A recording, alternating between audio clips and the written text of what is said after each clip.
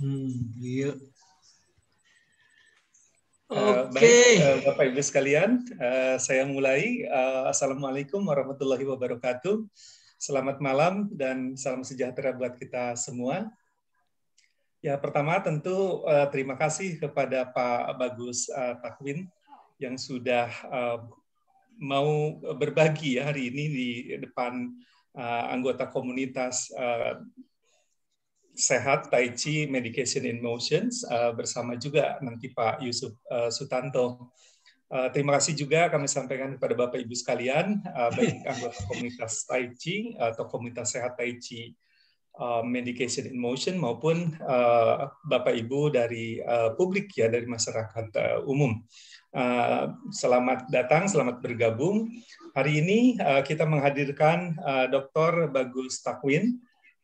Pak Bagus ini lahir di Bandung tahun 1970.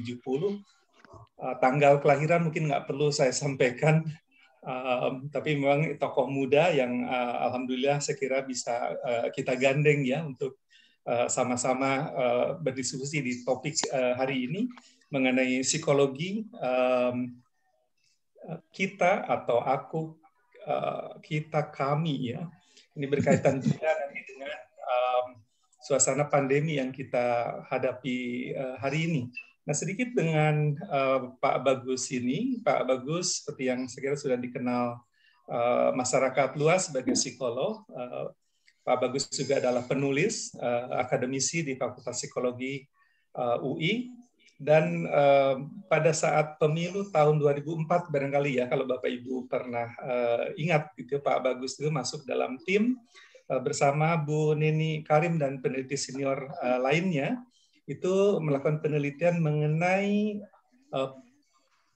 kepribadian ya para tokoh-tokoh politik nasional, para tokoh-tokoh politik Indonesia. Dan sejak tahun 2004 itu hasil penelitiannya banyak diterbitkan, dimuat di harian Kompas ya untuk beberapa hari. Nah, samping sebagai penulis, peneliti, ini ada satu catatan lagi nih, ternyata Pak Bagus Takwin ini juga menulis puisi, menulis novel, jadi saya kira lengkap aktivitas di dunia politik, di dunia penulisan dan dunia penelitian. Nah, saya kira hari ini kita akan mendapatkan insight ya dari Pak Bagus Takwin ini berkaitan tadi psikologi mengenai keakuan, aku, terus kemudian kami, dan kemudian kita. Nah, ini tiga kata, tiga jargon yang sering kali diangkat di dalam konteks yang berkaitan dengan pertempuran juga nih di sosial media gitu ya, yang sering rame, dan kita melihat juga selain ada unsur manfaat, sosial media juga menyisakan tantangan, potensi terjadinya perpecahan dan kemudian juga penyebaran berita bohong, terutama di iklim pandemi yang sedang kita hadapi. Mudah-mudahan kita bisa berdiskusi malam ini secara efektif, secara produktif. Nanti acara akan ditutup paling lama jam 9. Kalau bisa selesai lebih awal, tentu akan lebih baik. Nah, Bapak Ibu sekalian, untuk mengantarkan pada diskusi dan pemaparan materi dari Pak Dr. Bagus Takwin ini, seperti biasa, Pak Yusuf Sutanto akan memberikan pengantar ya ke materi hari ini. Nah, saya akan membantu Pak Yusuf untuk membuka PPT ya yang tadi sudah disampaikan kepada saya. Saya minta waktu Pak Yusuf sambil jalan. Buka di pertengahan Pak Yusuf, terima kasih. Ya. Terima kasih Pak Am. Pak Aten yang saya nama akrabnya, panggilannya Pak Aten, Bagus Takwin. Saya kenal beliau itu sejak 2004, ya ketika UI itu mau membuka wawasan masyarakat kan sebelumnya anti pemilu, supaya diadakan seminar pemilu di UI. Rangkaian semua partai-partai banyak sekali diundang. Dan lalu saya bersama dengan Pak Aten, Profesor Sarlito, Profesor Agus Purwadianto, dan lain-lain menjadi tim intinya, gitu. Nah, lalu saya menanya ini selalu kita berpikir bahwa gimana kita bikin brosurnya untuk ceramah itu. Nah, pada waktu itu mau cari tokoh apa ini ya, tapi karena Pak Sarlito dari psikologi, Pak Adan dari psikologi, apa yang modal di situ ternyata itu ada tulisan tahun 1960 disertasi Profesor Fuad Hasan tentang aku, kami, dan kita. Nah, ini Pak Adan yang menguasai itu. Lalu kita susun satu brosur untuk itu. Dan karena partainya banyak semua sekali itu pada waktu itu pemilu pertama, maka semua profesor yang bikin unwising atau pengantar di belakang sebelum tampil ke panggung itu udah sibuk setengah mati dan udah jenuh dan mesti ngajar juga. Lalu ya saya sama Pak Aten dah berdua yang ngurusin tokoh-tokoh itu untuk dikasih tahu unwising tentang pemilu ini tujuannya apa ya. Nah, itulah perkenalan saya, dan karena itu buku Aku, Kami, dan Kita itu adalah kita ambil dari pengembangan itu. Dan itu terjadi 2004 sampai sekarang 2021, pasti Pak Aten sudah punya ide-ide yang baru, gitu, pengembangannya. Nah, sekarang saya mau jelaskan tentang apa yang kau cari, wahai manusia itu. 200.000 tahun lalu itu sudah mengklaim Homo sapiens ya. Tapi 2195 tahun lalu Homo homini lupus, manusia serigala. Lah 100 tahun lalu udah perang dunia 1-2, makan orang 120 juta korban dan nuklir itu Hiroshima Nagasaki. Dan sekarang pandemi 2020 meninggal 4 juta doang, tapi tak terhingga yang kehilangan pekerjaan. Ini mengenaskan itu. Yang gerakin hanya makhluk monosel, bisa memaksa makhluk 10 triliun sel, yaitu manusia dengan new normal itu. Nah, lalu ini bukannya dikoreksi, malahan timbul bahaya perang dunia 3 dengan ICBM, Intercontinental Ballistic Missile, yang kecepatannya 8,5 km per detik. Itu dan isinya bom nuklir lebih ambruk semua dah. Satu kota metropolitan bisa habis dalam satu ini, dan sekaligus di 10 kota metropolitan di dunia itu. Jadi ini peradaban ini maju atau mundur ini? Ya toh? Kita mau mempertanyakan itu. Kalau sampai meledak di atas, karena harus yang jaga itu cermat betul, nggak boleh lengah sedetik pun, nggak bisa main karaoke, nggak ditinggal badminton, ke WC ditinggal ntar gue balik, nggak bisa. Dan kalau sampai terjadi ya hancur semua ini. Tanggung jawabnya stres, dan hidup stres serasa sudah di neraka. Jangan ada impian macam-macam, hidup yang begitu. Semua jejaring yang involved dalam peradaban ini sampai pada situ. Next. Halo, next itu slide-nya. Berikutnya, Pak. Sebentar, udah Pak.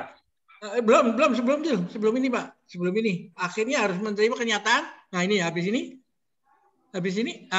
Akhirnya harus menerima kenyataan bahwa apa yang diusahakan itu akhirnya setelah tua, tokoh-tokoh ini hanya akan gajinya gede, apa penghasilannya apa sih. Ya saya cukup makan 3 kali sehari aja lah. Karena kalau lebih dari itu jadi diabetes atau obesitas lah. Kalau malam hanya bisa berdoa supaya tidurnya meski di ranjang emas. Karena kalau minum obat tidur sama aja bohong kan, gitu. Dan warisan sampai 7 turunan, kalau anaknya bodoh dan nggak mau belajar ya habis. Kalau mau bekerja dan belajar, maka dia bisa cari duit sendiri yang lebih banyak. Kalau sampai perang dunia 3 ya semua yang lu dapetin ya musnah juga. Ini kenyataannya begitu. Dan ini kearifan kuno ini ya. Nah ini sudah bukan hanya ngobrol aja, tapi omong-omong bagus, tapi ada orang yang melaksanakan itu. Ketika dia sudah mendapatkan kesimpulan what money can buy. Tapi dia harus punya uang dulu baru bisa sampai kepada kesimpulan ini kan. Dan ini sekarang Jackie Chan sudah bisa, gua nggak akan warisi anak gua. Kalau dia bulu, dia cuma wasting, saya punya usaha aja nggak ada, gua kasih sosial. Ya toh? Jadi ada orang bijaknya. Next, ayo berikutnya. Nah ini manusia merdeka ini. Ini meributkan kemerdekaan. Tapi menganggap bahwa sekali merdeka itu kebablasan, jangan merdeka sekali kan. Lalu apa saja mau diubah. Akhirnya yuk hanya menjadi tukang bongkar, nggak bisa pasang. Seperti yang kita hadapin di sini kan, reformasi gerakan rakyat apa akhirnya hanya sampai kepada apa people's power apa akhirnya bisa bongkar nggak bisa pasang toh. Nah ketika ditanya kalau ada orang berbuat jahat padamu, apa yang akan kau perbuat? Konfusius bertanya balik, apa yang akan kau perbuat untuk orang yang berbuat baik kepadamu?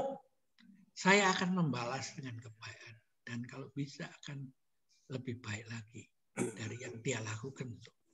Nah, itu berarti kalau orang berbuat jahat kepadamu pasti akan kau balas dengan lebih jahat lagi. Jadi artinya mata paling sedikit diganti mata, gigi diganti gigi, bahkan bisa lebih. Matiin orangnya sekaligus itu. Kalau demikian kamu belum menjadi orang merdeka yang sekaligus liberation apa segala omong kosong di mana-mana. You hanya menjadi rahwana, dasar muka. Ya, masyarakat damai terjadi kalau you bisa merubah yang menang diangkat menjadi guru, yang kalah siap menjadi murid. Bukan yang menang lalu takes all itu. Kalau demokrasi takes all ya sudah pasti gugur ya itu akan nggak bisa berlaku lagi. Next.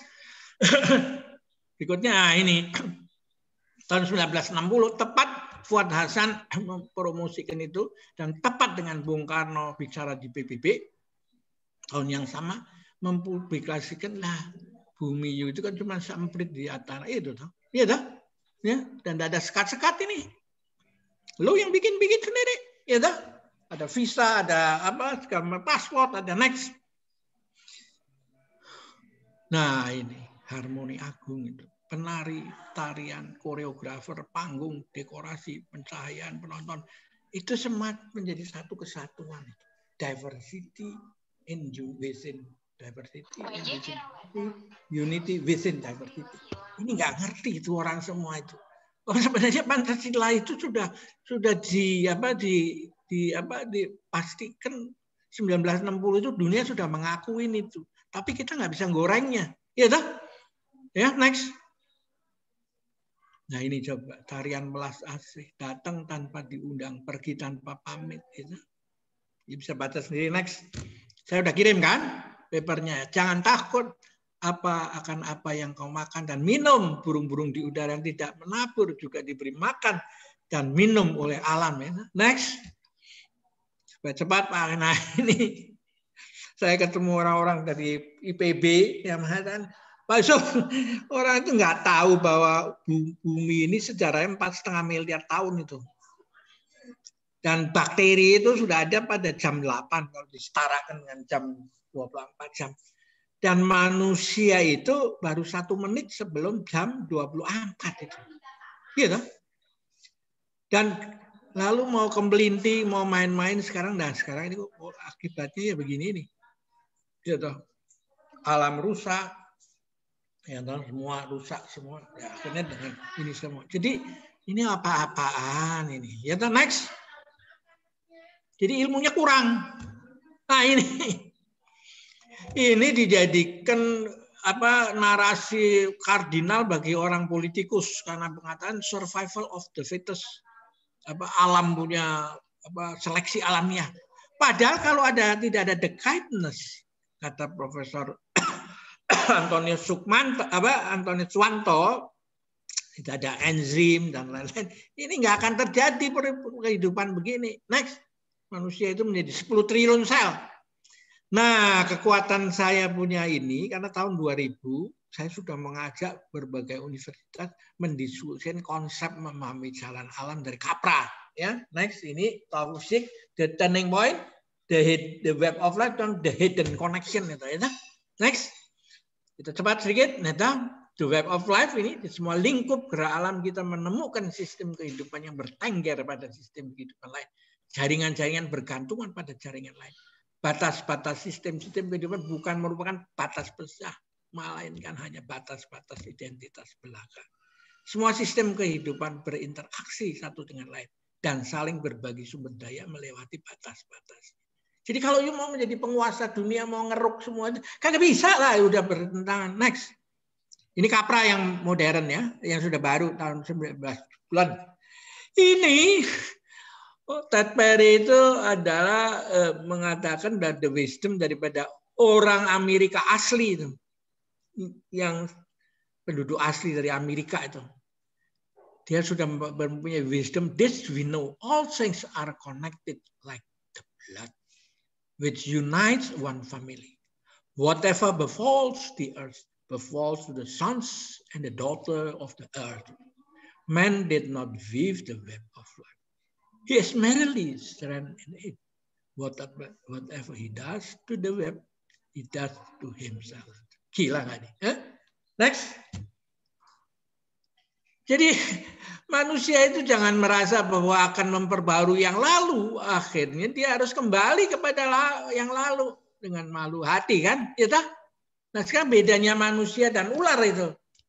Kalau ular diganggu dan menggigit dengan bisanya sehingga mati, yang mengganggu dia itu tidak bisa disalahkan. Tapi kalau manusia menyakiti seseorang meski tidak sampai mati, telah meninggalkan bekas atau suatu saat bisa membalas dendam. Lebih kejam. Lalu terjadi lingkaran saling membalas tanpa henti. Salah satunya mengakhiri, ini hanya bisa diakhiri oleh kalau salah satunya mengatakan mengampuni, kita harus. In pardoning you are pardoned. In giving you will receive it. Nah muncullah golden rule. Jangan melakukan pada orang lain apa yang kamu tidak mau orang lain melakukan hal itu padamu. Ini udah cukup lah. Nggak usah you mau apa macam-macam ya udahlah. Yang sudah pada tahu karena banyak diomongkan di masyarakat. Itu aja golden rule, kerjakan aja. Nah inilah kita mau tanya semua ini dari Pak Aten ini, Pak Bagus Takwin sebagai ahlinya. Ya berangkat daripada itu, dari aku, kami, ya, dan kita. Yang lalu dikembangkan tentu di zaman now ini bagaimana nih? Ya tak?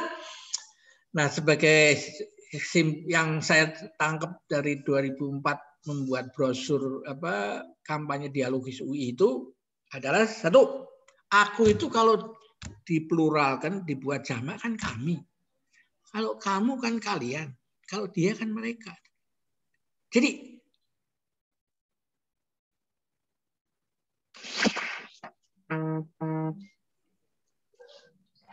Pak Yusuf ada masalah koneksi ya? Koneksi.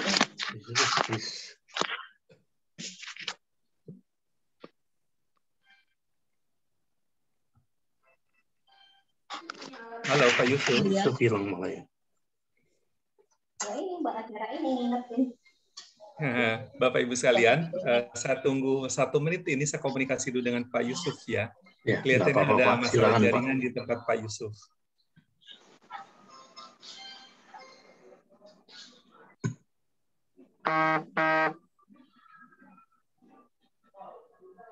Nah, Pak Yusuf terpental. Bapak Ibu sekalian, saya kira nanti akan dilanjutkan pada saat Pak Yusuf masuk, tapi sepengetahuan saya itu materi yang sudah dipaparkan itu tadi materi yang terakhir. Jadi saya kira pas sekali penyampaiannya dan nanti kalau nanti ada tambahan, saya kira Pak Yusuf akan menambahkan di sesi setelah sesi utama kita bersama Pak Dr. Bagus Takwin. Nah, Bapak Ibu sekalian, untuk mempersingkat waktu, karena Pak Bagus sudah ada di tengah-tengah kita, saya berikan kesempatan langsung saja ke Pak Bagus Takwin untuk menyampaikan atau sharing tentang materi yang akan kita diskusikan malam ini. Pak Bagus, terima kasih sekali lagi atas kehadirannya. Waktu dipersilakan sepenuhnya, Bapak. Terima kasih. Terima kasih, Pak. Terima kasih Bapak Ibu sekalian yang malam ini hadir di ruang Zoom ini.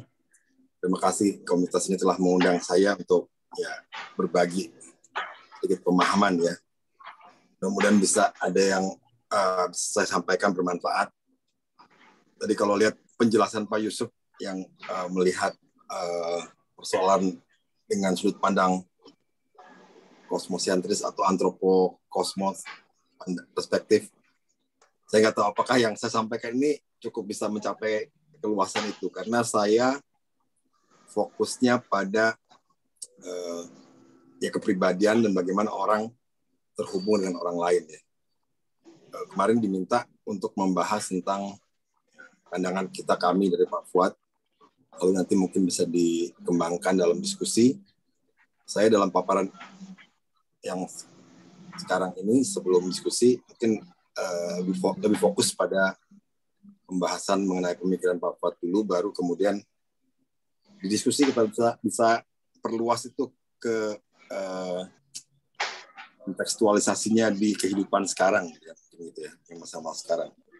Izinkan saya share screen ya.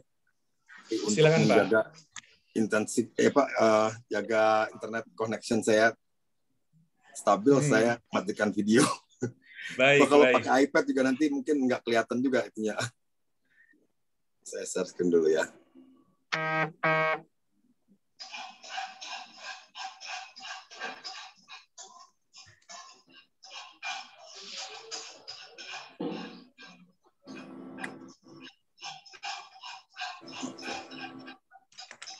Apakah sudah tampil?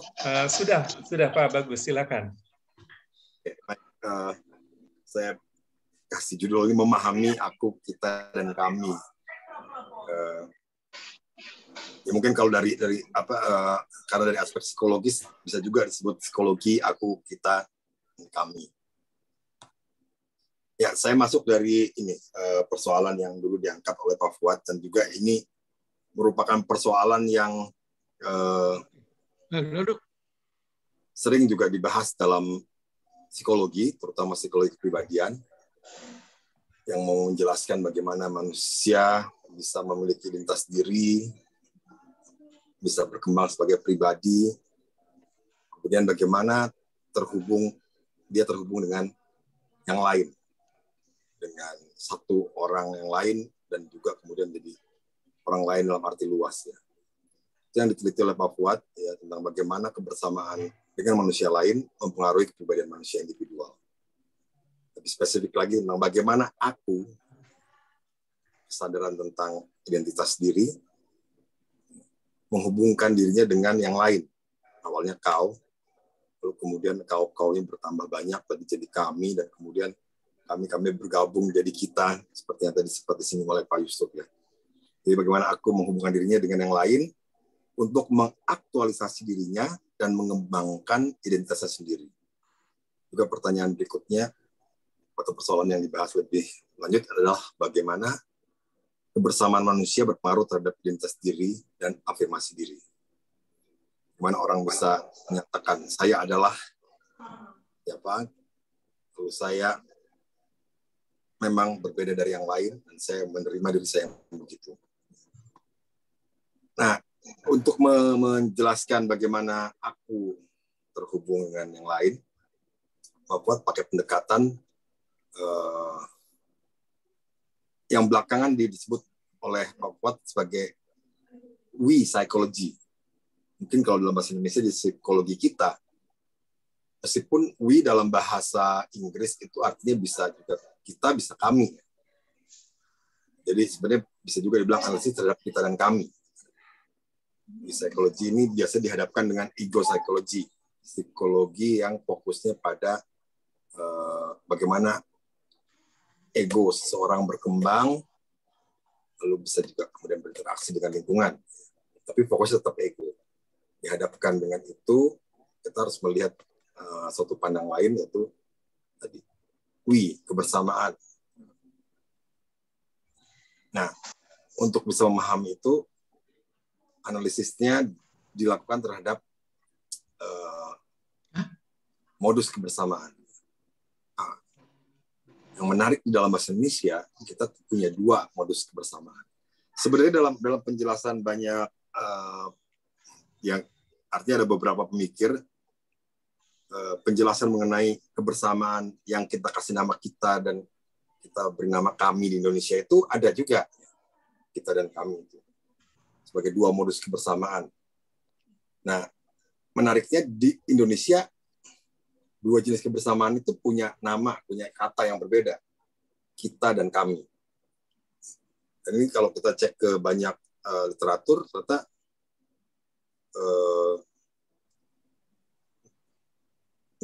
tidak ada tempat lain sepertinya sejauh ini yang satu kata persis untuk menyebut kita dan kami. Ini unik di Indonesia. Apakah itu masalah linguistik semata atau memang ada latar belakang yang membuat orang Indonesia kemudian punya dua istilah ini. Itu jadi bahan diskusi sendiri. Jadi analisis untuk menjelaskan tadi bagaimana lintas diri terhubung dengan yang lain itu menggunakan analisis terhadap kita dan kami sebagai dua modus dasar kebersamaan yang diharapkan bisa memberikan pemahaman tentang bagaimana identitas diri seseorang dapat dipertahankan dan tidak hilang oleh kebersamaan dengan orang lain. Juga tidak menjadi faksi-faksi atau kelompok-kelompok yang bertentangan. Nah, analisis ini dapat menjelaskan juga mengapa identitas diri seseorang tidak dapat dikatakan sebagai milik dari kebersamaan dengan orang lain. Jadi sense of self identity menurut Fuad Hasan dikuatkan dan dikembangkan dalam modus kebersamaan kita. Ini intinya ya. Sedangkan di sisi lain itu dapat melemah dan tereduksi dalam modus kebersamaan kami. Di sini kelihatan bahwa ada pengaruh kebersamaan terhadap identitas diri, terhadap perkembangan diri seseorang, tapi di sisi lain juga tidak sepenuhnya.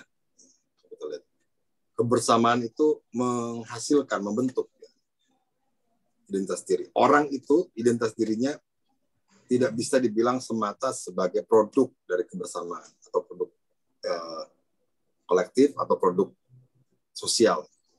Tapi tidak bisa juga dikatakan bahwa dia independen. Ini ada nanti kata yang menarik kalau dalam bahasa Inggris.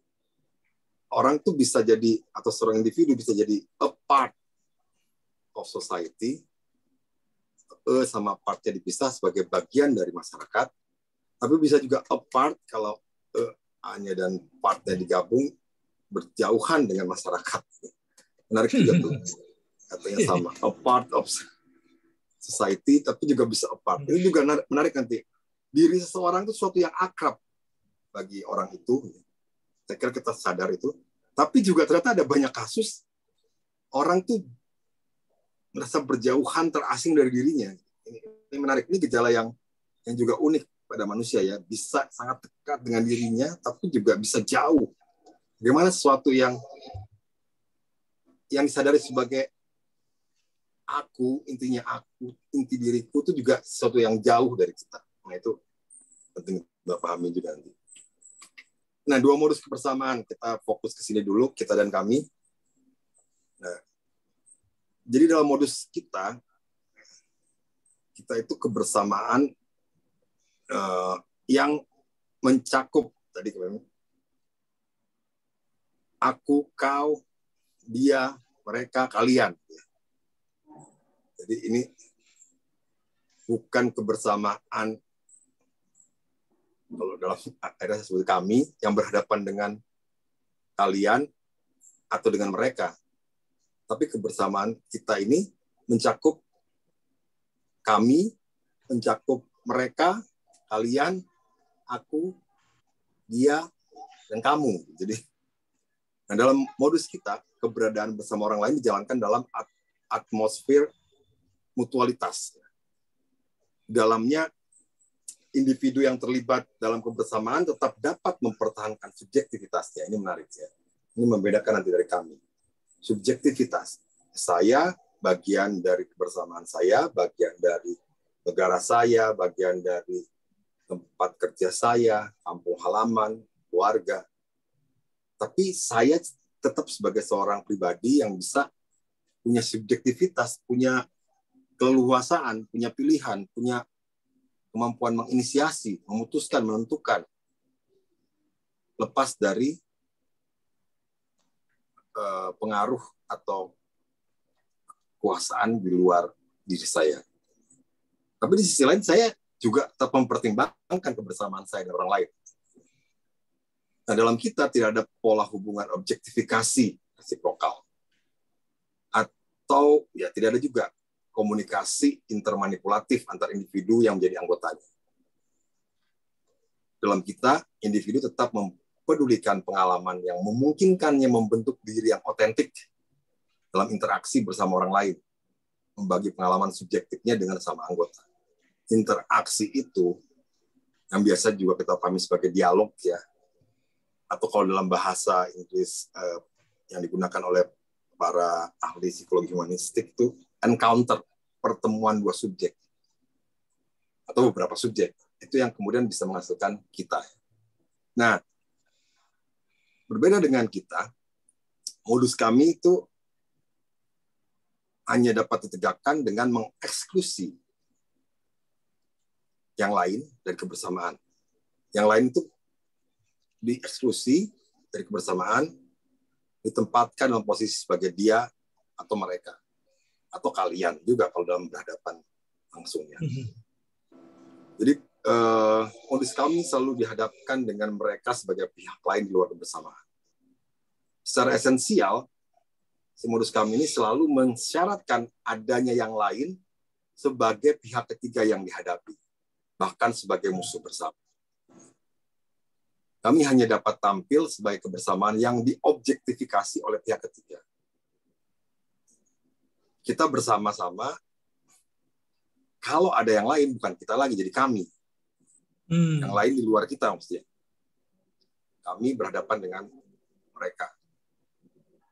Nah, individu dalam modus kebersamaan kami, itu mengalami dirinya sebagai pihak yang diobjektifikasi dan tidak lagi mampu tampil dalam subjektivitasnya. Jadi ini beda tadi, kalau dalam kita subjektivitas tetap ada, dalam kami subjektivitas hilang. Nah, Pak Fuad masuk untuk memahami bagaimana kebersamaan ini mempengaruhi perkembangan kepribadian dan pembentukan identitas diri, lalu perkembangan identitas diri dari kasus neurosis.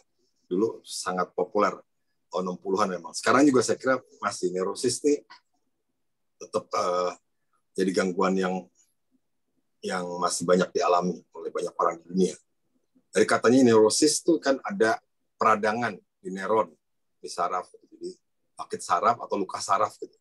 Tapi belakangan ternyata diketahui neurosis itu, kalau kita lihat dari gejalanya, kemudian kita rujuk ke penyebab-penyebabnya, itu lebih ke masalah sosial ketimbang masalah fisiologis. Jadi kalau Pak Fuad dulu bilang neurosis itu sebenarnya lebih baik diganti namanya menjadi sosiosis. Yang luka itu bukan di neuronnya tapi di hubungan sosialnya. Ya, jadi Pak Fuad mengambil neurosis sebagai pintu untuk memahami peran modus kebersamaan tadi itu terhadap perkembangan individu. Ya, Pak Fuad menunjukkan kegagalan manusia dalam kasus neurosis ini, kegagalan manusia dalam hidup bersama manusia lain, membentuk komunitas. Kegagalan itu membawa manusia pada perwujudan diri yang tidak otentik. Yang menarik, neurosis itu bukan persoalan klinis atau persoalan medis, ya, bukan persoalan fisiologis, tapi persoalan eksistensial. Ini tesis utama Pak Fuad, sebenarnya neurosis sebagai sengketa eksistensial, sebagai eksistensial dilema atau eksistensial konflik. Neurosis bukan gangguan yang disebabkan oleh adanya luka-luka atau kerusakan organis, tapi karena ada persoalan eksistensi diri dalam konteks sosial, di mana orang tidak bisa menampilkan dirinya sebagaimana yang dia mau secara otentik.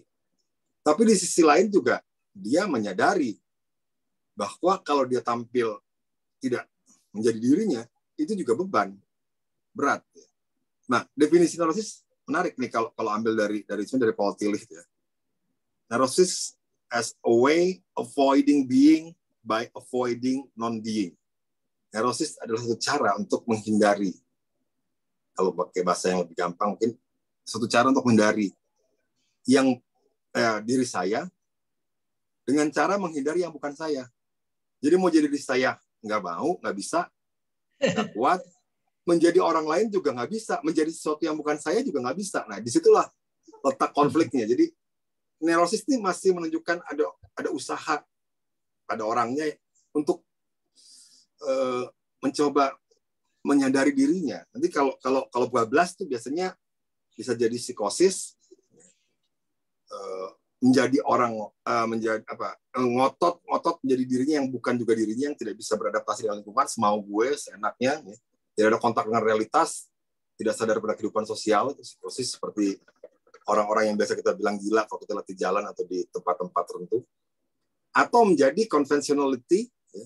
Jadi orang yang bukan dirinya ngikutin aja, jadi bagian dari massa, nggak punya otentisitas, ya.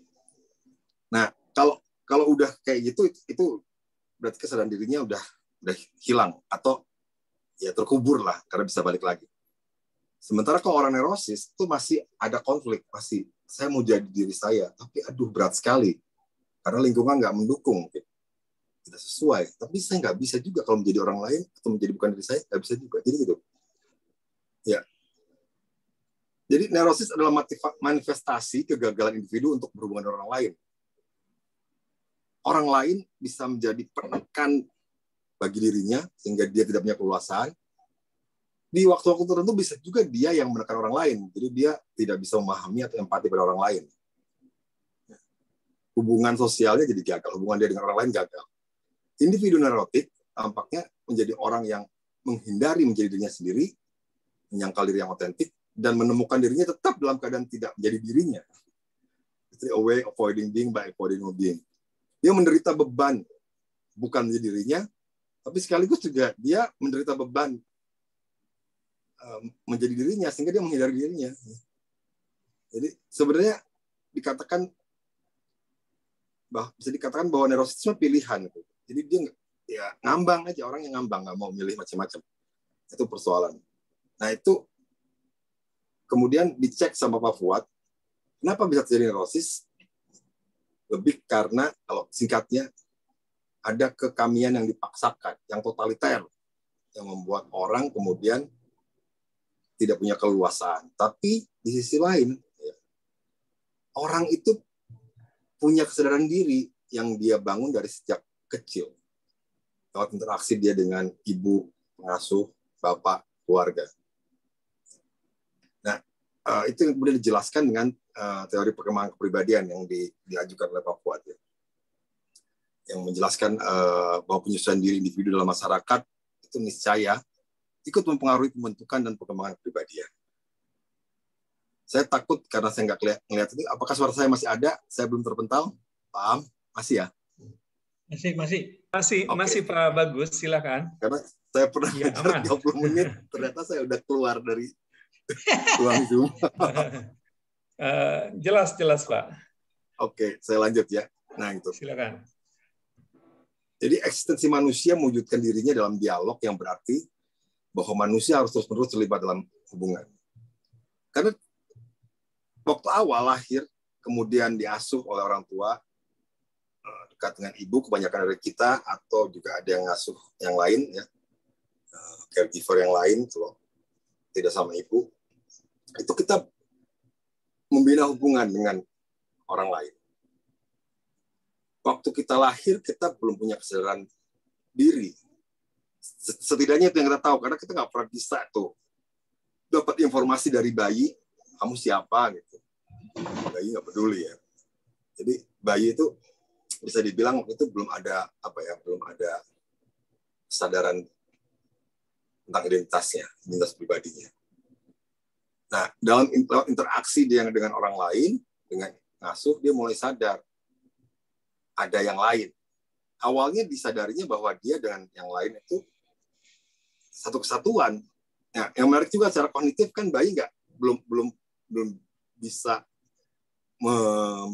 memahami identitas.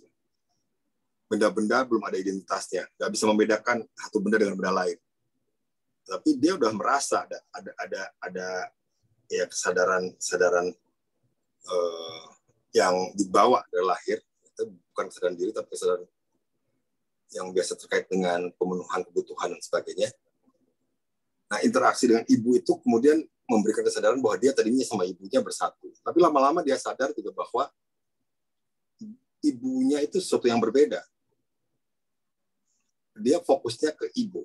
Dan ibu itu kemudian yang dipahami sebagai kau yang awal. Kau selalu lebih tua dari aku. The you is older than the I, itu Nietzsche bilang. Jadi ibu itu sebagai yang lebih dulu. Tapi lama-lama kemudian dia bertanya, kalau itu kau, sesuatu yang berbeda dengan aku, dengan yang ini siapa? Baru muncul kemudian aku. Gitu ya. Lewat dialog dan prosesnya itu memang terjadi secara terus-menerus, intensif, kemudian menghadirkan tadi kesadaran tentang aku. Ada bifurkasi, ada kesadaran bahwa dia dan ibunya terpisah menjadi dua. Nah, meskipun dia sadar ada identitas dirinya itu, tapi sebenarnya sampai kapanpun dia selalu ada juga kesadaran bahwa dia tidak pernah bisa terpisah dari yang lain. Manusia tidak pernah bisa melepaskan dirinya dari yang lain. Tidak bisa eksis secara soliter, ya. Baik karena kesadarannya sebagai diri yang unik atau untuk pengalaman menjadi sepenuhnya untuk dirinya. Selalu ada kebutuhan untuk selalu berinteraksi dengan orang lain. Nah, manusia tak pernah dapat dipisahkan dari kebersamaannya dengan manusia lain. Meskipun sudah terpisah dari ibu, dia sadar. Meskipun dia tahu ada orang-orang yang berbeda, ada banyak orang, ada kelompok, ada faksi-faksi, tapi tetap dia sadar bahwa dia tidak bisa terpisah atau dipisahkan dari yang lain. Namun harus dipahami bahwa ini bukan berarti semata-mata manusia adalah produk sosial dan inferior di bawah dominasi masyarakat.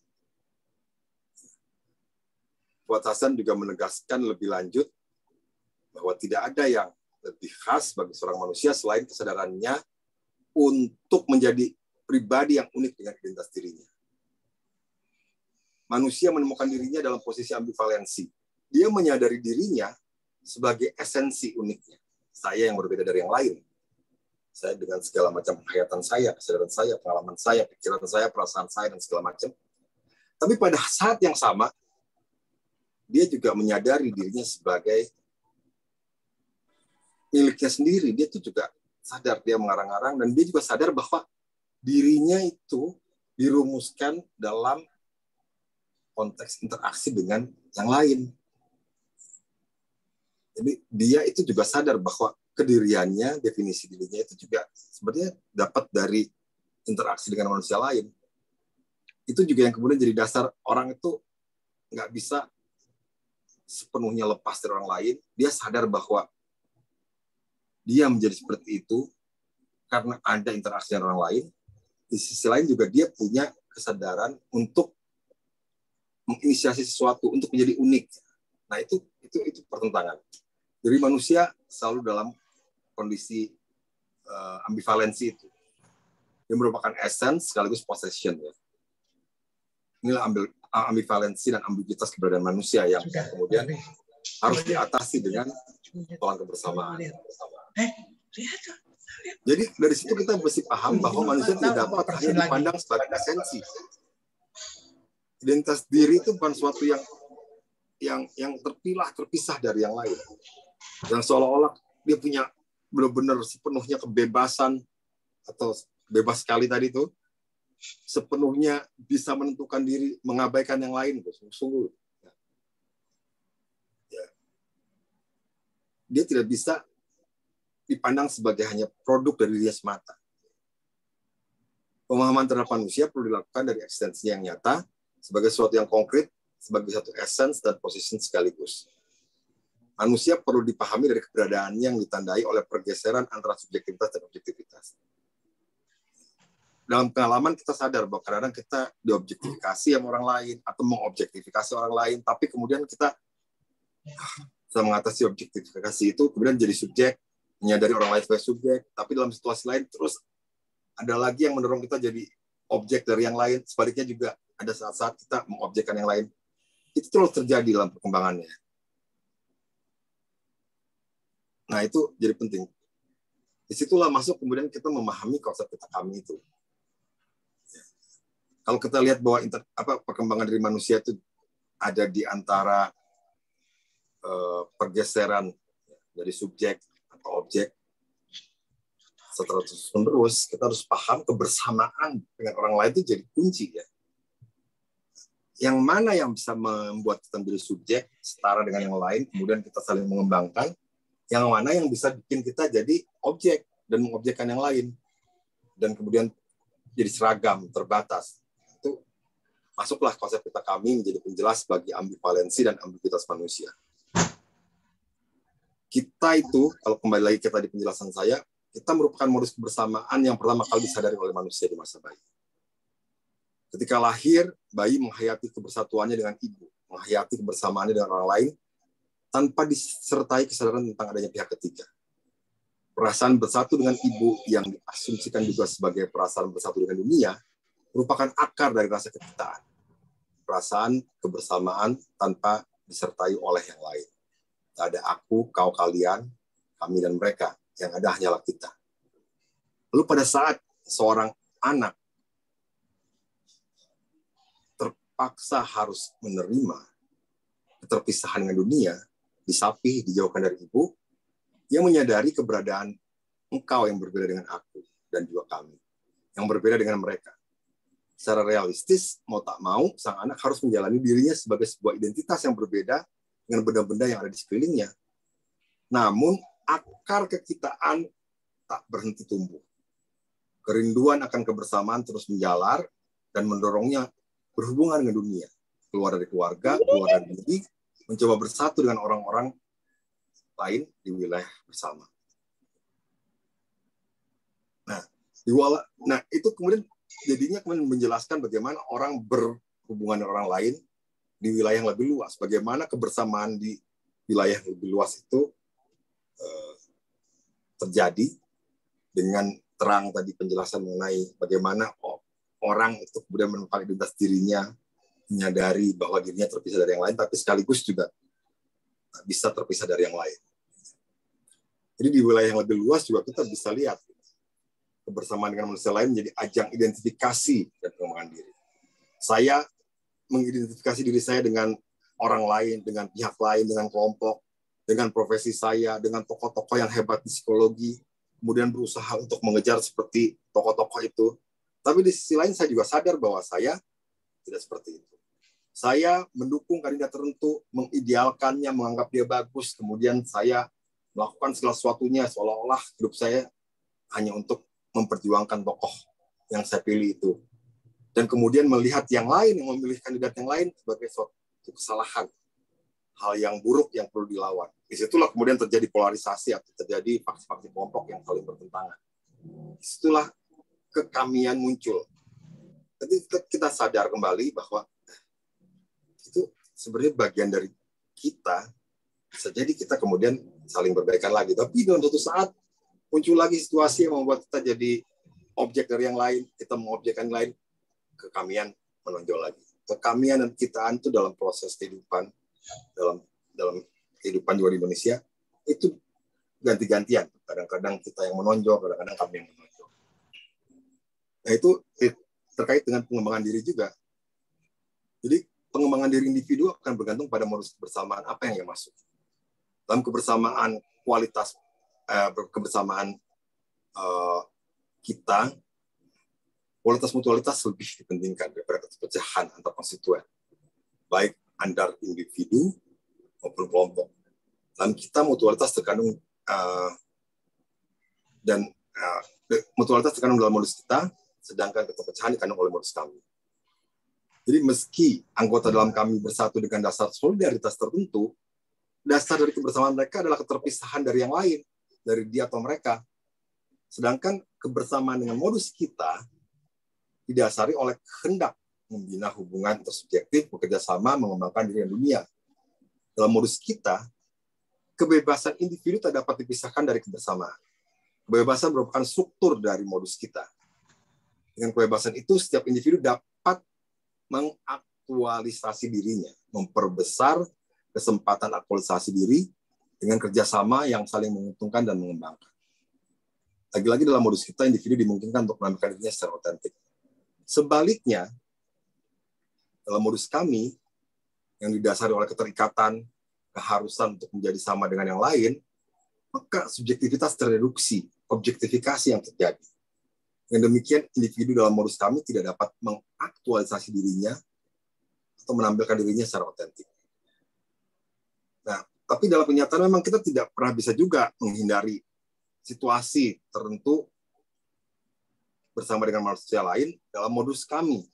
Yang harus diingat bahwa modus kami selalu bersifat sementara. Sebab selalu ada kesadaran dalam diri kita untuk mendorong diri kita untuk juga menampilkan subjektivitas. Individu yang menjadi anggota kami harus selalu tampil sebagai diri sendiri. Itu akan bertentangan dengan tadi kesadaran bahwa orang harus juga menampilkan keunikan, kesadaran akan keunikan subjektivitas. Jadi pertentangan itu yang kemudian membuat orang jadi gamang. Nah, kalau udah parah ya kemudian tadi confessionality, pokoknya saya sama dengan yang lain, nggak ada perbedaan. Sisi lain kalau ngotot mementingkan dorongan-dorongan keunikan pribadi tanpa mempertimbangkan kebersamaan atau orang lain, bisa jadi psikosis tadi. Modus kami itu menyeragamkan. Keseragaman yang menghilangkan kebebasan individu memaksa mereka untuk selalu menampilkan identitas kelompok yang secara jelas dan tegas dibedakan dari identitas lain. Dorongan pada individu untuk menampilkan subjektivitasnya dihambat. Situasi ini sangat meletihkan, capek, membawa kepada kejenuhan yang mendorong individu ingin lepas dari kebersamaan. Nah, kalau dia ingin lepas tapi nggak berani, nggak kuat sendiri, dia akan neurosis tadi. Jadi bagian dari kelompok dengan identitas palsu nggak kuat, jadi diri sendiri nggak kuat. Itu yang neurosis. Nah, selain itu modus kami selalu mensyaratkan adanya pihak ketiga. Nah, jika pihak ketiga hilang, maka hilanglah solidaritas yang menjadi perekat. Sehingga bubarlah kebersamaan kami itu. Sekali lagi modus kami bisa berperan sebagai swaka ya, karena kita tadi saya bilang nggak bisa betul-betul terhindar dari kami. Sebagai swaka atau asylum, sebagai tempat peristirahatan atau pelindungan sementara bagi individu. Ngomongin suku kita, keluarga kita, kalau berdua sama kekasih atau istri atau suami, ya kita, apa kami menghadapi yang lain, tapi itu sementara ya. Bukan tempat menetap dan area yang nyaman untuk aktualisasi dan perkembangan diri. Nah, lalu apa implikasi kebersamaan kita dengan kami kalau kita lihat ke tataran yang lebih luas? Berangkat dari pemahaman tentang dua modus kebersamaan tersebut, dapat dipahami bahwa kehidupan bersama yang bertahan lama, termasuk kebersamaan sebagai bangsa, sambil tetap meluasakan para individu yang menjadi anggotanya sendiri, itu hanya dapat terjadi dalam modus kebersamaan kita. Kalau bangsa ini mau jalan terus, modus kebersamaan kita yang mesti dikedepankan. Kalau kekamian yang diutamakan, yang dikedepankan, maka perpecahan itu sangat besar kemungkinan terjadi. Dalam konteks hidup bernegara, kekitaan menjadi syarat bagi berlangsungnya kehidupan bersama para warganya. Sebuah negara semestinya adalah kebersamaan dengan modus kita, sebuah intersubjective communion intersubjective. Dalam negara seperti itu, semestinya kekamian dan keunikan lokal tidak hilang, tapi terangkum dalam kebersamaan dengan modus kita. Negara yang optimal adalah kami within kita, kami dalam kita, kebersamaan yang memungkinkan setiap anggotanya, individu maupun kelompok mengaktualisasi diri masing-masing sambil tetap menjalani hidup bersama yang mutualistik, kebersamaan yang saling mengembangkan. Persoalan kita sekarang bagaimana kita bisa menghasilkan kekitaan itu dalam konteks Indonesia sekarang. Itu yang mungkin kita bisa diskusikan malam ini lebih lanjut. Saya kira karena udah agak panjang, saya di situ dulu ya. Kita lanjutkan ke diskusi. Terima kasih, Pak. Baik, terima kasih, Pak Bagus Takwin. Saya kira ini menarik untuk kita diskusi lebih lanjut ya. Topik yang di saat sekarang ini sebenarnya tadi di akhir pembahasan ini membutuhkan komitmen bersama dengan pertanyaan besar. Bagaimana gitu kan ya merajut kebersamaan antara kami ini untuk memperkuat kekitaan. Itu saya kira yang tadi diakhiri dari pertanyaan besar itu ya dalam konteks memberikan atau menemukan semacam perkat gitu ya untuk mengikat kami-kami ini dan kemudian memperkuat kekitaan. Nah, Bapak Ibu sekalian, saya tidak lagi merangkum apa yang sudah disampaikan oleh Dr. Bagus Takwin tadi, tapi saya kira nanti akan langsung memberikan kesempatan ya untuk diskusi lebih lanjut. Nah, kalau saya ingin menyampaikan, minta izin 1-2 poin ya dari apa yang disampaikan oleh Pak Bagus Takwin adalah tadi yang menarik kata kami dan kita, yang kalau kita lihat di dalam bahasa Inggris, itu 2 kata itu hanya disajikan dalam satu kata, ya we gitu ya. Jadi Indonesia, dalam bahasa Indonesia ini memiliki keunikan karena we itu dalam pengertian kita itu bisa jadi kami atau kita gitu ya. Ya, terlepas dari tadi pembahasan mengenai aku, terus kemudian engkau, sampai kemudian juga mereka dan kelompok-kelompok kami, dan kemudian rajut menjadi kita, kebersamaan dalam keberagaman ya di dalam kelompok-kelompok, terutama sekiranya dalam lingkungan kenegaraan kita ya yang majemuk ini. Terus kemudian tadi ada kata yang menarik juga saya kira dari bahasa Inggris ya apart, jauh itu ya, dan apart itu sebagian, atau dekat itu ya, dengan apart ya, jauh begitu ya. 2 kata yang sama sebenarnya susunan huruf-hurufnya, tapi karena pemisahan dalam pengucapan sehingga memberikan makna yang jauh berbeda pula. Nah, terus saya kira tadi ada banyak aspek berkaitan dengan perkembangan kepribadian dari perspektif psikologis. Saya kira ini nanti bisa didiskusikan bersama, saya kira ya. Tapi saya lihat pertanyaan besarnya ini adalah dalam konteks keberagaman kita ya, bagaimana memperkuat kekitaan di tengah kami-kami yang atau kelompok-kelompok yang banyak dan heterogen ini. Nah, sebelum saya membuka pertanyaan, ini Pak Yusuf hadir kembali. Tadi Pak Yusuf kita langsung ke Pak Bagus, tapi saya tahu tadi materi ya sudah hampir berakhir. Tapi kalau ada, karena tadi Pak Yusuf kan sebenarnya pendekatannya sangat holistik, universal, juga kalau kita bicara durasi waktunya luar biasa juga, tapi konteksnya kan sama sebenarnya. Kita bicara tentang kemanusiaan ya, dan kejati dirian, terperan kita juga di dalam eksistensi kita sebagai manusia. Nah, Pak Yusuf, silakan untuk memberikan ulasan ataupun ya pertautan kembalilah dengan apa yang tadi disampaikan di awal dalam sesi pembukaan. Silakan Pak Yusuf, terima kasih. Iya, terima kasih Pak Am. Tadi mental nih WiFi saya beberapa hari ini lagi ada masalah. Jadi begini, dalam 17 tahun 2004 kita bikin kampanye dialogi suli, Pak Aten itu sudah maju luar biasa ini, bisa menguraikan yang demikian luas. Yang saya belum melihat secara detail di dalam buku aslinya Pak Fuad Hasan yang dicetak di keramat apa itu pakai kertas koran gitu.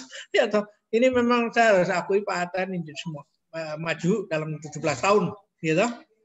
Nah, kalau kita bisa membawa masalah ini pada pidato Presiden RI tahun 2045 di PBB, ini akan ada standing ovation yang luar biasa besarnya ini. Gitu. Terutama lagi di tempat-tempat lain juga tidak berhenti itu. Uganda yang punya presiden zaman dulu begitu, sekarang bisa menampilkan satu presiden yang dalam pesannya terhadap COVID itu luar biasa itu ya, menjadi viral itu. Saya catat sudah masukkan di WA. Nah, ini sebenarnya luar biasa ini kita punya ini. Kalau sampai 2045 kita presidennya pidatonya memble ya, hadirnya bilang ya, karena standarnya dengan Obama juga sudah kalah ya, apa yang diinisiasi kapital diberikan oleh Bung Karno itu dalam tahun 1960 tidak bisa dikembangkan. Ya, itu berarti kita bangsa yang gagal itu betul. Ya, kan? Nah, pada waktu saya menjelaskan Pancasila dan Neuroscience di UI, Fakultas Ekonomi dan Budaya, ada masukan yang menarik, gitu. Yaitu ada satu provinsi di mana partai yang kecil pidato, lalu yang lain keluar itu mau menunjukkan survival of the fittest, itu bukan apa-apa lagi, ya, jangan macam-macam, gitu. Message-nya begitu. Jadi ini langsung memang hidup kita ini memang butuh ilmu pengetahuan. Kalau nggak ada ilmu pengetahuan, ya semua udah ada geruduk yang nggak kuku aja. Ya, akhirnya berkelahi, gitu. Nah, inilah makanya menurut saya ini menjadi penting. Dan di sini juga ada fakultas kesehatan masyarakat yang penting juga pada saat nanti untuk actionnya ini menghadapi COVID, gitu. Lalu kemarin ada dokter Taufik Pasiat tentang otak, ini semua mengkait semua nih, ya. Jadi saya rasa saya hanya mau merangsang supaya hadirin mengajukan pertanyaan, monggo saja, hingga kita terus bisa maju lagi menghasilkan sesuatu. Saudara-saudara akan semakin memahami visi dan misi saya dengan Pak Am untuk mengembangkan kelompok ini, ya, toh? Ya, oke, begitu saya rasa Pak Am. Saya punya. Baik, terima kasih Pak Yusuf tadi atas penambahan, ya, pengayaan, terutama tadi berkaitan dengan pemaparan di awal pembahasan. Baik, Bapak Ibu sekalian, dipersilahkan, kita punya waktu sampai paling lama jam 9. Bapak Ibu yang ingin mengajukan pertanyaan atau untuk diskusi lebih lanjut, silakan unmute saja dan menyebutkan nama langsung ke pertanyaan.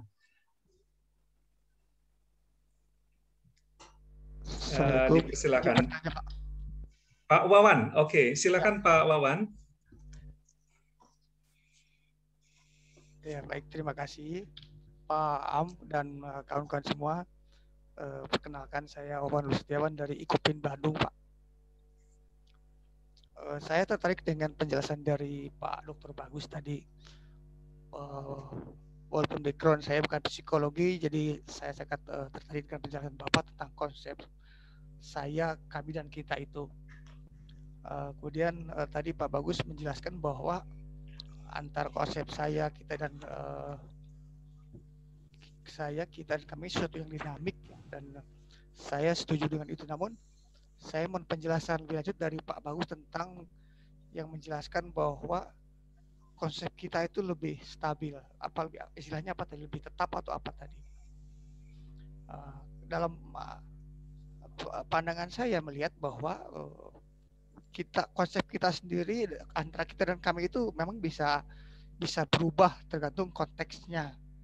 Misalnya tadi Bapak mengatakan kalau dalam bernegara Indonesia itu konsep kita akan lebih baik, ya, untuk menyatukan bangsa. Tapi kemudian pada saat dalam konteks global, maka kita itu berubah juga jadi kami lagi. Indonesia sebagai bangsa adalah kami, gitu, menghadapi tatanan dunia global, apakah persaingan atau apakah serangan-serangan secara ekonomi dan lain-lain. Jadi Indonesia berubah menjadi kami lagi. Tapi pada saat misalkan masyarakat global ini ada tantangan mendunia seperti sekarang, misalkan wabah pandemi, kami itu berubah menjadi kita lagi. Kita sebagai manusia, warga dunia, bersatu melawan pandemi corona. Itu yang mungkin tafsiran saya tentang bahwa kita dan kami itu suatu yang dinamik dan tergantung dalam konteksnya, gitu. Bagaimana Bapak tentang pandangan saya? Terima kasih Pak Bagus. Baik, Pak Wawan, terima kasih atas pertanyaannya. Silakan Pak Bagus. Ya, ini pertanyaan dinamika mengenai kita dan kami, atau kami dan kita. Silakan Pak Bagus. Baik, tadi saya coba menyalakan video, tapi itu keluar your internet connection unstable. Jadi saya pikir supaya nggak kepental, maaf ya, matikan kameranya. Jadi ya, saya kira tadi tafsiran dari Pak Wawan itu betul dalam pemahaman saya, karena memang pada dasarnya ini satu dinamika. Jadi kalau kita lihat dalam perkembangan kepribadian juga orang begitu ya. Pertama, memang ada kekitaan primordial, kekitaan dasar. Ketika orang tidak menyadari prinsip identitas atau bahwa benda-benda di dunia ini berbeda dari dirinya, dari yang satu dan yang lainnya, itu kesadarannya hanya ada kita gitu. Tapi kita itu kalau primordial itu kita yang juga belum menyadari rincian-rincian dari kehidupan, rincian-rincian dari kesadaran, dan juga keberadaan benda-benda dan orang-orang lain.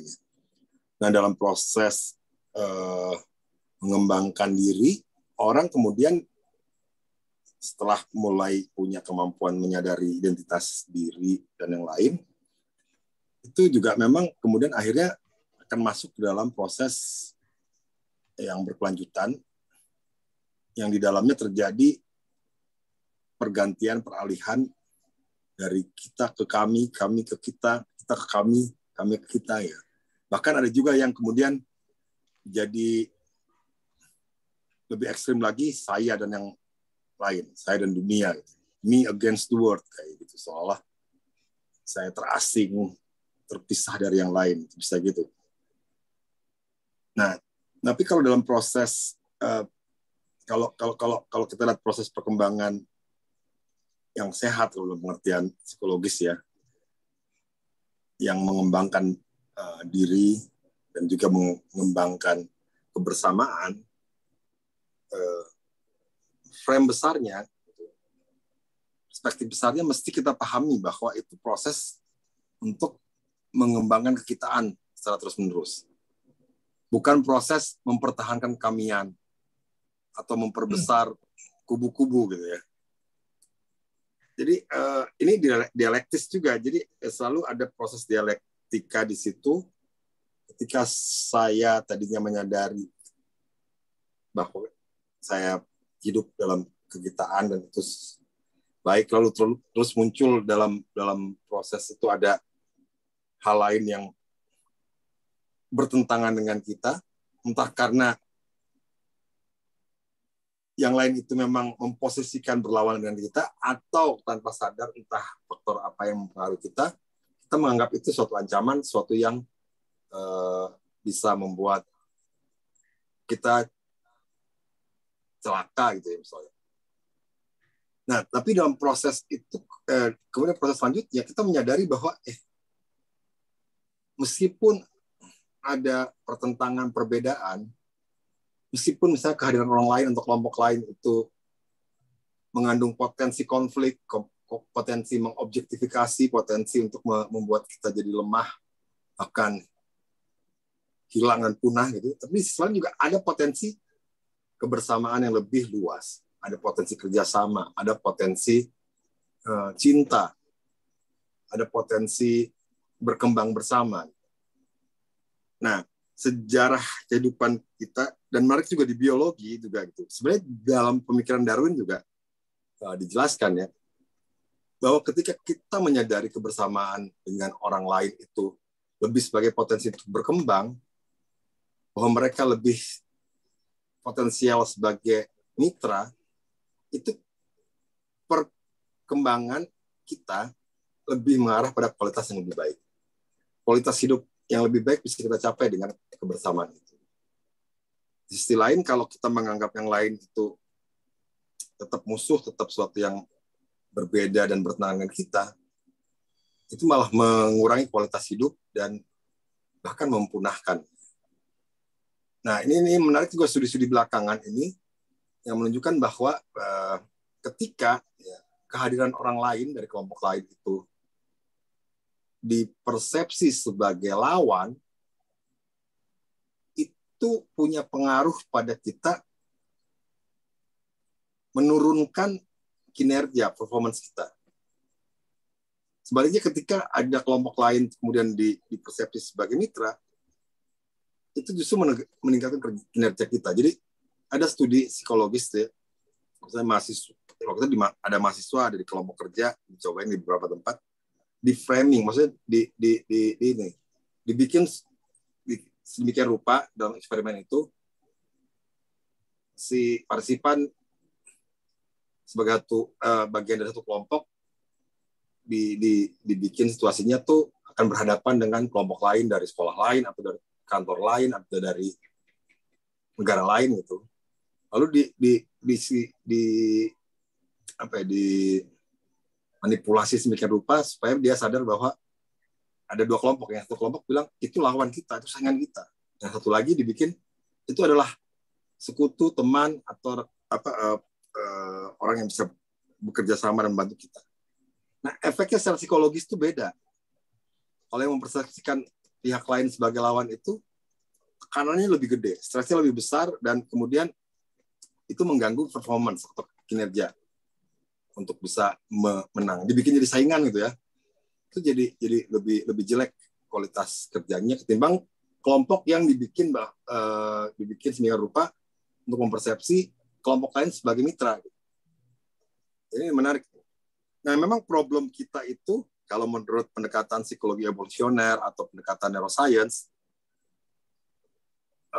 bagian-bagian saraf dari kita yang bisa dipakai untuk kerjasama itu baru belakangan munculnya. Lebih mudah daripada yang lain dan lebih nggak terlatih ya. Dan yang merepotkan lagi, untuk bisa kerjasama ternyata harus mengaktifkan banyak sekali bagian dari saraf kita. Itu lebih banyak dan lebih susah mengaktifasinya ketimbang kalau saraf untuk bersaing. Tapi di sisi lain, kalau kita mengaktifkan semua sarafnya untuk kerjasama itu juga mengaktifkan saraf-saraf lain yang bisa membantu kita mengerjakan sesuatu lebih baik, berpikir lebih baik, kontrol emosi lebih baik, dan sebagainya.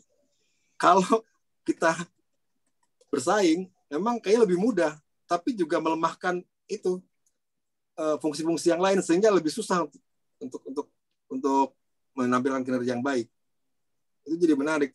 Tentu itu harus dilatih, dan memang kalau kita membangun kekitaan di keluarga itu mungkin lebih gampang ketimbang kita membangun kekitaan di RT, lalu di RW, di kecamatan, kelurahan, kecamatan, kabupaten, apalagi negara dan dunia. Itu memang itu seperti kayak kita sekolah ya. Makin tinggi, makin sulit persoalannya, dan makin harus kita latih. Kita mesti lebih terampil, lebih banyak belajar untuk bisa membina hubungan dengan orang yang lebih luas. Tapi dinamika itu memang harus terjalani seperti itu. Tadi ada istilah identifikasi, saya bilang. Identifikasi kita tuh, kita mencoba melihat, mencari satu imago ideal, citra ideal, gambaran ideal, yang membuat kita kemudian menjadi tertarik untuk berkembang lebih jauh.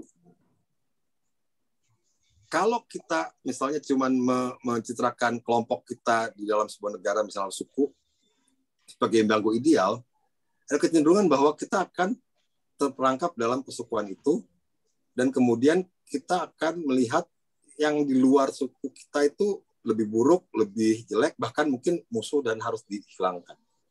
Nah, kita harus kemudian belajar mencari imago ideal yang lebih baik lagi, yang mencakup juga kebersamaan kita dengan suku lain.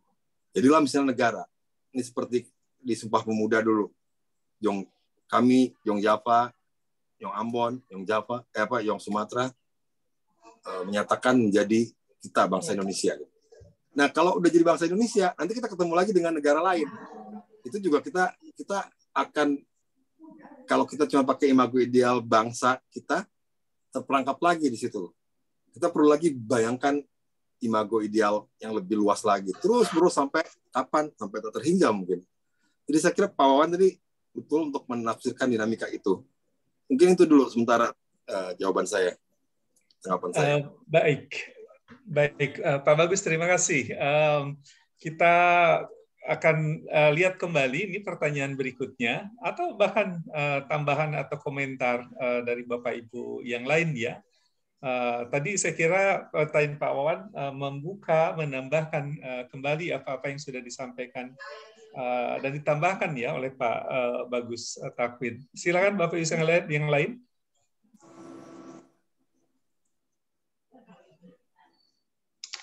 Nah, kalau sementara ini Bapak Ibu sekalian, karena saya juga dititip pertanyaan ini di WhatsApp ya, berkaitan dengan materi malam ini, Pak Bagus, izin saya menyampaikan ya pertanyaan yang dilakukan secara tertulis. Ya, ya. Ya, ini masih saya kira berbicara mengenai kami dan kita ya. Ini terkait dengan penguatan kami itu kan pada dasarnya adalah karena faktor kepentingan. Nah, kepentingan ini memang akan lebih kental, kuat, apalagi kalau sudah menyangkut masalah ideologi dan kepercayaan gitu kan ya. Nah, kita lihat umpamanya faktor ini di dalam dunia sosial. Jadi bagaimana kepentingan-kepentingan itu membentuk ya kelompok-kelompok yang tadi ya berseberangan satu sama lain ya. Sedangkan pengikat itu dalam satu kelompok kan ini perlu ya untuk bisa mencairkan atau paling tidak bisa mengarah ke kekitaan di dalam kelompok yang berbeda-beda itu. Nah, kalau kita bicara pengikat atau perekat ini Pak Bagus, pertanyaannya kira-kira apa yang bisa kita kuatkan gitu ya sebagai perekat ataupun pengikat sehingga kesadaran kekitaan ini menjadi lebih kuat. Itu yang pertama. Silakan Pak. Ya, ini menarik sekali ya. Ini persoalan yang juga saya pikirkan dan itu bukan hal yang mudah untuk kita bisa selesaikan solusinya. Saya tuh ini juga sebenarnya dari Pak Yusuf dulu tuh kutipannya saya baca pertama kali ditunjukkan oleh Pak Yusuf tentang ini dalam menjalani hidup itu sebaiknya bukan sebaiknya menjalani hidup itu ibarat kita meraba batu menyeberang kali. Meraba batu menyeberang kali karena kali itu airnya ngalir terus. Dia mengikis berbagai macam hal, termasuk juga tanah yang tempat batu berjejak gitu ya. Jadi posisi batu itu bisa berubah, tadinya yang kemarin itu kuat untuk diseberangi, sekarang tidak. Nah, sehingga kita kalau kita mau nyebrang harus raba dulu. Kita nggak tahu batu mana yang kuat, jadi harus coba-coba gitu. Nah, kalau kita menggunakan ideologi atau keyakinan tertentu yang terlalu kuat dalam menyeberang itu, kita bisa kepleset atau tenggelam gitu kira-kira gitu. Nah, di situ penting. Jadi kemudian ini karena di kelompok Tai Chi ya, living from moment to moment ya, hidup dari momen ke momen jadi penting, mindfulness jadi penting. Jadi kita perlu selalu bisa melihat situasi itu bahwa kita tidak dalam keadaan yang statis. Terus bergerak, berubah. Nah, yang bisa kita jadikan satu pegangan adalah bayangan tentang imago ideal yang lebih luas, yang memayungi kepentingan-kepentingan perorangan, kelompok, suku, partai politik, bahkan negara mungkin. Jadi apa? Ya kita harus bisa membayangkan kehidupan yang lebih luas. Kita harus bisa membayangkan bahwa hidup kita itu terkait dengan banyak hal yang mungkin belum kita sadari kaitannya seperti apa, bentuknya seperti apa, konfigurasi seperti apa. Kita menduga-duga, itu alat kita dari waktu ke waktu untuk bisa memahami, oh ini sepertinya ya satu bentuk atau formasi atau gugusan kehidupan yang mestinya kita jalani. Tapi dengan kesadaran bahwa itu sejauh penangkapan kita sekarang. Kita terbatas, ya tadi Pak Yusuf bilang, ya, kalau kita itu dibaratkan kehidupan dunia ini 24 jam, kita tuh baru muncul di jam 11-an ya kalau ya. Sementara bakteri itu udah hidup di jam 8 gitu ya. Ya kita lihat juga di bumi ini kecil banget dibanding atau di dalam bumi ini kecil dibanding keseluruhan alam. Kita juga kecil dibanding keseluruhan Indonesia kecil dibanding keseluruhan dunia dan seterusnya. Sangat mungkin ada yang luput dari kita dan selalu itu semua bergerak, semua berinteraksi dan sangat mungkin menghasilkan komposisi yang baru. Dan dari waktu ke waktu kita harus mengadjust atau menyesuaikan diri untuk bisa menjalani kehidupan dengan baik. Tapi bukan berarti terus kita jadi kompromi dan terombang-ambing. Nah, kita perlu punya bayangan yang lebih luas tadi tentang kehidupan bersama yang mau kita jalani. Dulu antroposentrisme, kemanusiaan penting, jangan bedakan orang dari mana. Sekarang, jangan cuma manusia aja yang dipikir. Antroposentris itu juga sifatnya menindas dan merusak kita. Kita menganggap yang paling penting manusia, terus kita abaikan dari yang lain. Begitu virus yang kecil itu bekerja, entah gimana caranya, kita kalah kabut gitu ya. Jadi persoalannya gini. Nah, saya kira membayangkan visi yang selalu lebih besar dan lebih besar itu jadi penting untuk perekat kita ya. Selalu memang selalu akan dibatasi visi itu oleh situasi dan konteks di mana kita merumuskannya atau membayangkannya. Tapi kita harus punya mindset yang terbuka ketika visi itu kemudian ditantang atau ada persoalan, kita harus kembangkan lagi visi yang baru. Kalau saya kira pendiri bangsa ini cukup luas ya dalam membayangkan visi ke depan tuh. Bukan hanya mikirin Indonesia, tapi juga perdamaian dunia, kesejahteraan seluruh rakyat, bahkan mungkin juga kesejahteraan seluruh umat manusia dan kesejahteraan alam. Kalau kita lihat bumi itu harus diolah sedemikian rupa supaya menjadi hal yang baik dan menjamin kemaslahatan hidup yang baik ya. Dan mungkin kalau kita lebih jauh memikirkan itu juga harus merawatnya.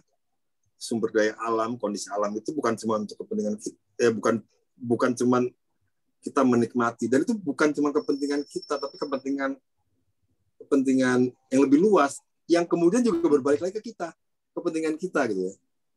Nah, saya kira jadi harus ada kombinasi yang pas antara visi yang mungkin bisa diartikan sebagai ideologi atau keyakinan dengan mindfulness, dengan kesiapan kita selalu mencermati apa yang ada sekarang di sini dan kini.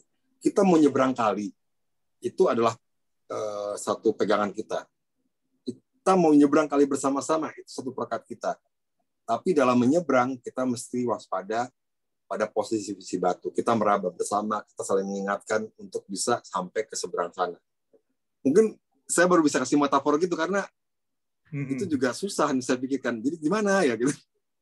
Ya, tadi kemudian menarilah gitu ya. Kata Nietzsche, saya hanya bisa percaya pada Tuhan yang pintar menari. Dan kita pun harus menari gitu ya. Menari itu otot kecil, otot gede, gerakan kecil, gerakan besar, pikiran, perasaan, tindakan, gerakan, itu semua harus kita jaga ya. Gitulah kira-kira gitu. Bisa memberikan jawaban ya, paling nggak insight lah ya. Kalau jawaban yang lengkap belum kayaknya, saya juga lagi mikir-mikir tuh. Baik ya, Pak Bagus, terima kasih. Wah, ini pada akhirnya menjadi PR bersama saya kira ya. Ini kan memerlukan kesadaran kolektif. Kesadaran kolektif kan memerlukan juga kedewasaan bersama, kearifan. Ya, pendidikan tentu membantu gitu ya. Tapi di tengah keberagaman ini memang PR-nya jadi luar biasa besar. Tapi itu saya kira ya, dari kita sendiri bisa dilakukan, tumbuhkan ini kearifan, kesadaran tentang kekolektifan ini ya, untuk mendapatkan kebersamaan atau sense of togetherness ini ya di tengah keragaman. Dan kita di komunitas sehat memang juga anggota beragam dari berbagai latar belakang yang berbeda. Tapi tadi kalau kita bicara visi, karena kita ingin membangun kesehatan bersama ya, fisik, mental, jadi itu yang menjadi perekat kebersamaan juga gitu ya.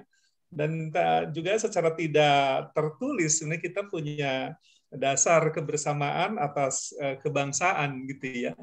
Jadi, hal-hal yang saya kira menjadi tujuan bersama ini barangkali bisa kita tumbuhkan gitu ya di dalam komunitas-komunitas kita untuk mendapatkan kebaikan, untuk mendapatkan tadi ya beragam kearifan yang kita bisa bangun bersama. Nah, Pak Bagus, waktunya ternyata sudah jam 9 ini. Pak Yusuf, karena saya tahu besok itu juga sibuk buat semua yang hadir. Dan kebetulan besok itu juga kita ada latihan jam 6 ya, Tai Chi.